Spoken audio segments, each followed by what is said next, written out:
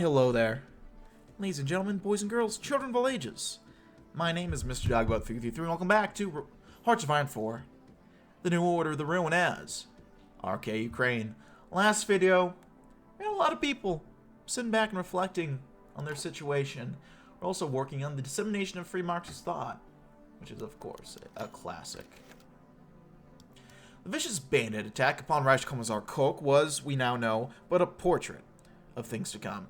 The explosion ban activity, clearly pre-planned, has forced mistake to take drastic action. Here, one of the most consequential of which is the Western regions. Here, perhaps more than anywhere else, corruption, bandit subversion, and general malfeasance has led to countless reports of treasonous activity, desertions, defections, and outright betrayals by auxiliary forces.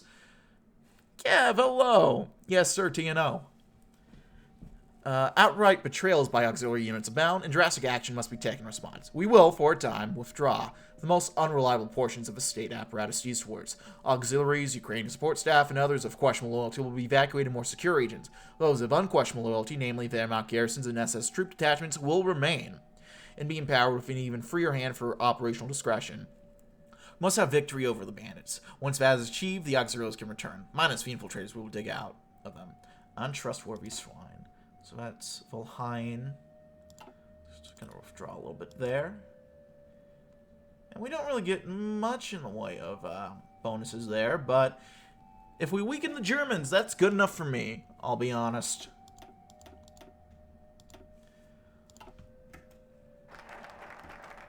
There we go, the dissemination of free Marxist thought. How have you been, man?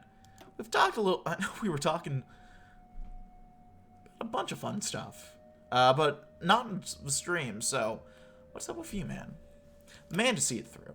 There's not a loyal socialist in Ukraine who does not know the name Alexander Shumsky. And with good reason. The old fighters led the movement for years, ever since the turbulent times of the early 1950s. And his encouragement of and support for consensus-based government within the Communist Party has won him naught but praise. His many allies support him entirely, and his vision, commitment, and skills cannot be underestimated. He is the man who will lead us to victory over the hated Nazi. He's the man who will be a liberator.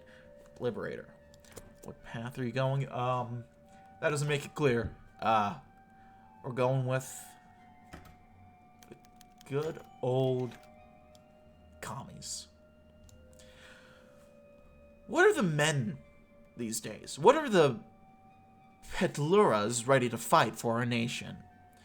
Artem's friends made it tolerating his foolish talk for the past hour now, the liquor making it easy to ignore. Apart from Artem, they were all in agreement that this rendezvous at Konstantin's hovel was to drown their sorrows, not to lament a future that would never come. Artem, these men died before we were ever born. Please spare us from the bravado. We all know what happens to those who resist. Artem remained unfazed as he continued. I would rather live a day as a lion than continue to slave away as a sheep. Those communists in Russia have my respect. Wait. That's a quote from Mussolini. That then goes on to compliment communists. Okay, whatever. The room collectively tried to drown him out with more booze, yet he kept going. Everyone else in Europe seems content to let Germany walk over them. They were the only ones who fought back. Drinks and jokes continued among the friends, while Tim continued his recruiting drive for the resistance until dawn came, as reprieve from their moribund lives ended. No one took him up on his call to arms, but Artem knew in his heart that war did not fall on deaf ears. At least that's what he had hoped. By morning, the only person he had convinced was himself.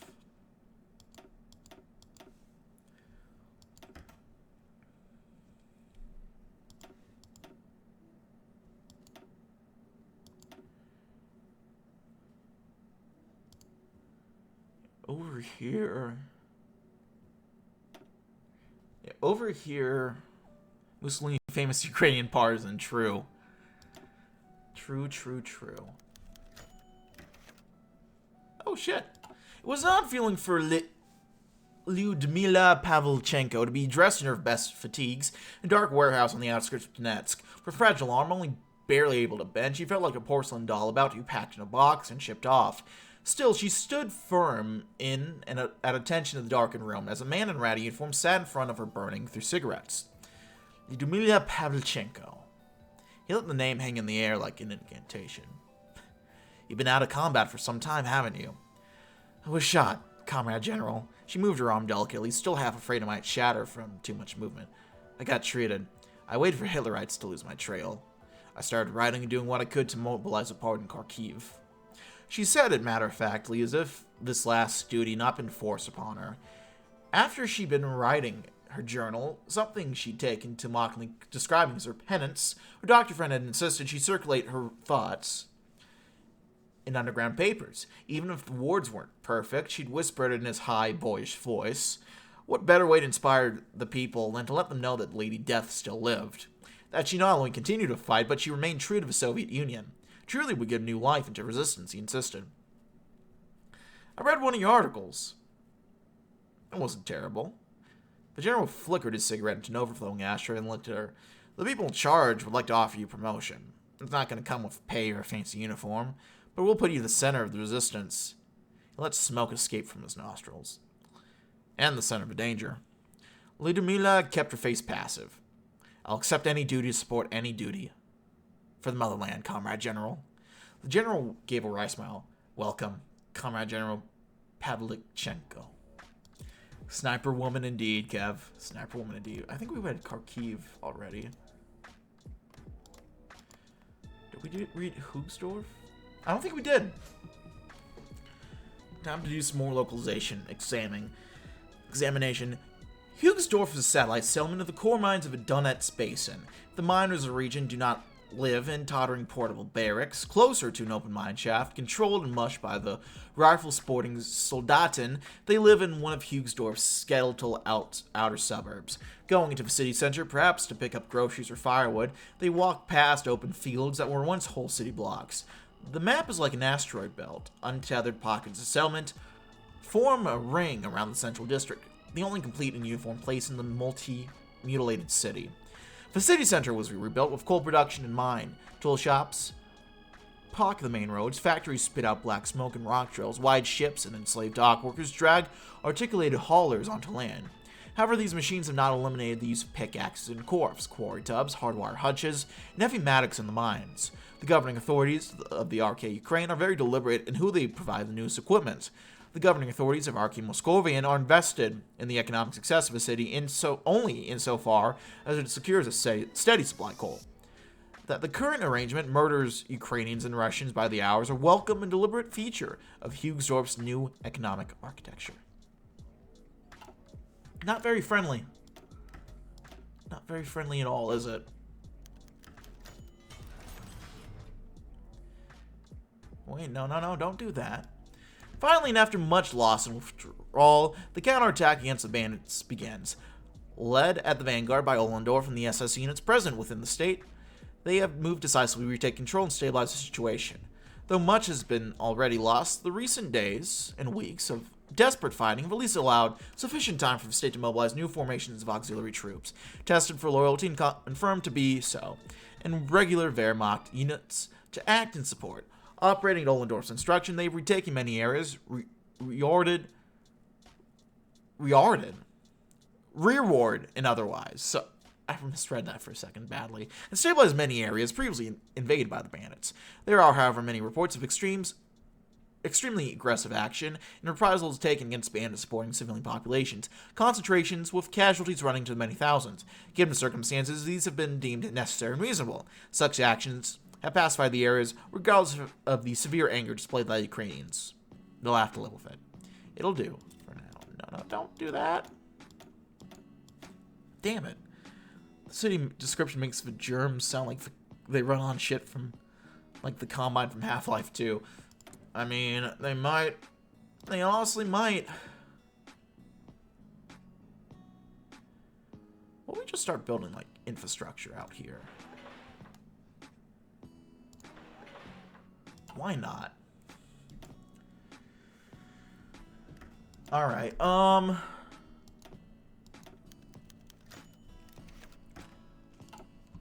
Ukrainian kobsar tradition is something truly unique and incomparable. It has survived for centuries and repressions, outlived republics and monarchies, and seen wars. Even now, despite all German efforts and attempts to finish off the remnants of Ukrainian culture, kobsars lived on, but unfortunately one of their paths was about to end. Vasil Oman was laying on his deathbed, moments away from seeing God.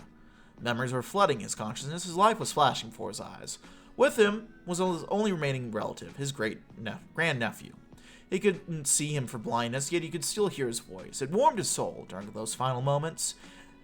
Everyone else he knew and loved was already 6 feet under. The Germans had already got them. His nephew was his only hope, but no one else passed his legacy on. Vasil knew what he had to do. Petro.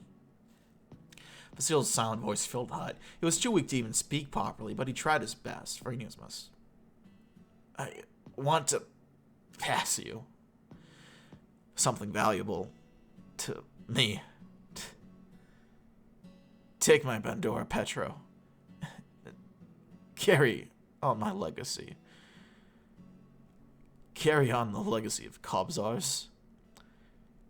Carry on our culture. Carry it on.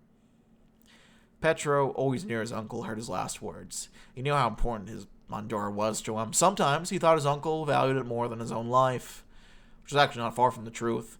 Not even a single thought of saying no appeared in his head.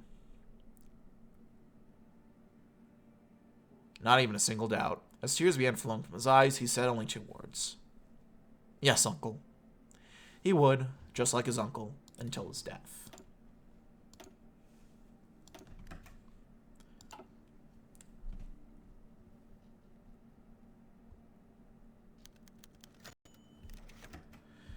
The state's counteroffensive had been successful, mostly inasmuch as the core of the state had been considered stabilized and were in no danger of imminent collapse. But we are far from victorious, far from forgiven. Large swaths of the countryside and more than a few urban areas cannot be considered to be under state control, and the war against the bandits is in no way close to completion. Violence is sure to increase, even past the heights to which it has already ascended. Despite the necessity of reprisals, such actions are sure to swell the bandits' ranks. Beyond such consideration also lies, of course, Germania. Tourist communications have indicated that the Heimat is giving the state space and time, but this is not unlimited. And the grain quota must still be fulfilled. It will be. Continued support demands it. The fight will continue, and though our victory will likely be one over a much reduced country, one of severe devastation and destruction, the bandits will ensure it. It will be a victory. The state and its lands can be rebuilt. After all, we have done it before. Twice, in fact.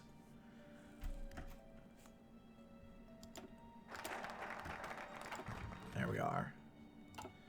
That's been done. What do we want to do first? Our southwestern refuge. I think that would actually be alright to start. No danger of imminent collapse. Famous last words before disaster. True.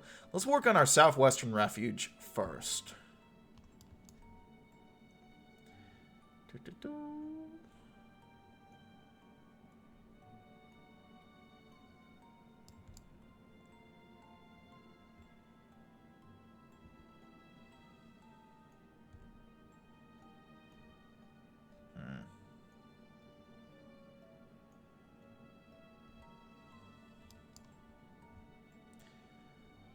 We get a good amount of options, actually.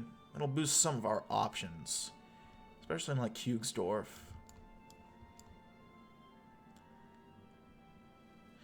Anyway, let's work on our southwestern refuge. Following our failures in the West Russian War against the fascists, many of our comrades and party leaders fled from the German-occupied majority of Ukraine to Romanian-occupied Odessa. Time and distance have made the organizing with them difficult. Still, the time of insurrection and revolution is approaching, and securing our influence on the Reich-Commissariat's border is vital for our success. With this in mind, we need to organize our resources and manpower in Odessa and coordinate with our old comrades like Pisotsky, Rodzolsky, and Pokritan. Once we secure our foothold, we can expand our influence and use Odessa as a springboard for the anti-fascist struggle. Yeah.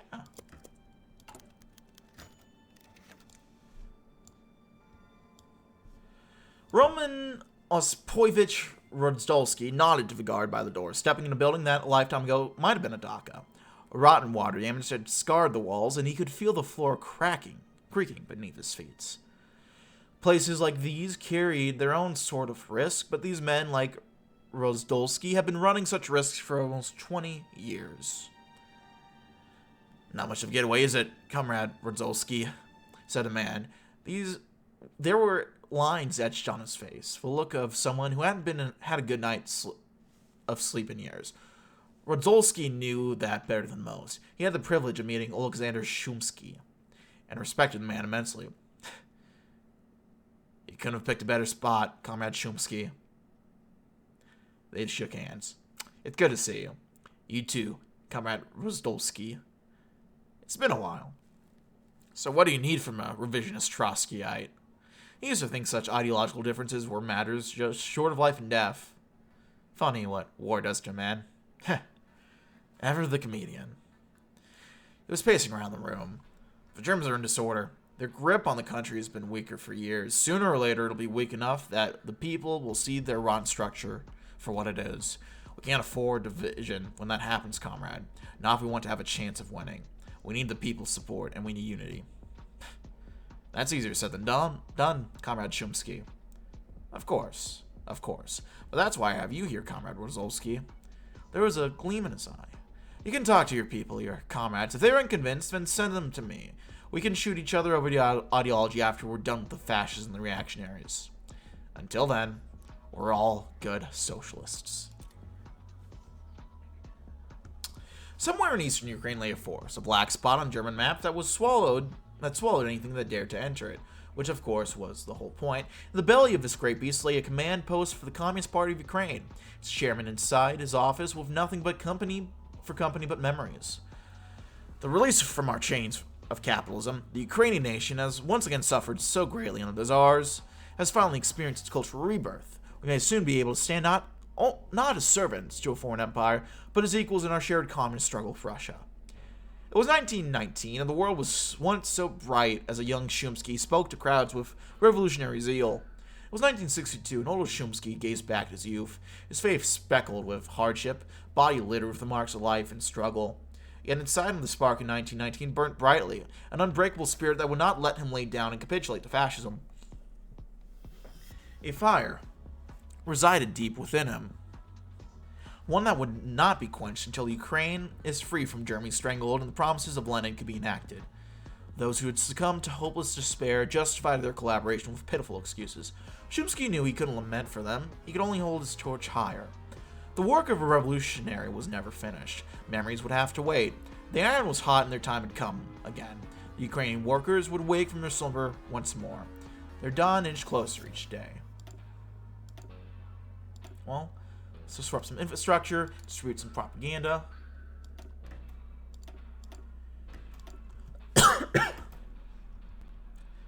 And I think I'll attack some occupiers here. There we go. Split the attention a little bit. Commies not infighting. I thought TNO wanted realism now. Lamau. I guess not. Although, I gotta say, and I don't know if this is actually true because I haven't fully read it, but apparently the TNO devs have never outright said that realism has been the reason to remove shit.